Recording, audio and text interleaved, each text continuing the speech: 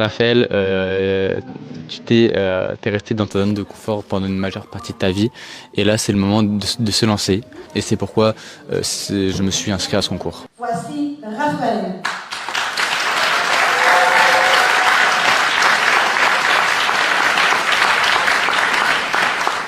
On pourrait donc se dire à première vue que les émotions provoquent seulement des réactions immédiates, sans réflexion.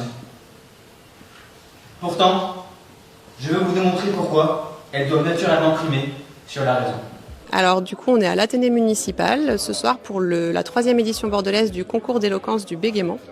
C'est un concours du coup destiné aux personnes qui ont un trouble de l'affluence, donc bégaiement ou bredouillement, ou les deux. Moi, je bégaye pas, je bredouille. Ça s'assimile au bégaiement, mais en fait, c'est pas pareil. C'est un débit de parole assez rapide et parfois irrégulier. J'ai toujours eu des commentaires par rapport à ça. Je rigolais, je souriais et tout, mais ça me faisait mal au fond. Et genre, j'ai jamais su comment réagir à ça. Quand bien même ma parole, elle est pas genre fluide comme, on va dire, la normalité, entre guillemets. J'ai tout autant le droit de parler comme tout autre être humain sur Terre. Personnellement, j'étais hyper réticente parce que moi, c'est pas trop mon dada de ce genre de truc. Et je me suis dit, vas-y, tu ne perds rien, tu ne tentes rien à rien. Voilà. La pétillance de Lise.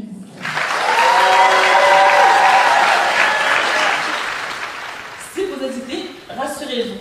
Je suis moi aussi passée par là. Et si je suis ici aujourd'hui, c'est pour vous expliquer pourquoi oui, le regard des autres peut vraiment nous aider à grandir.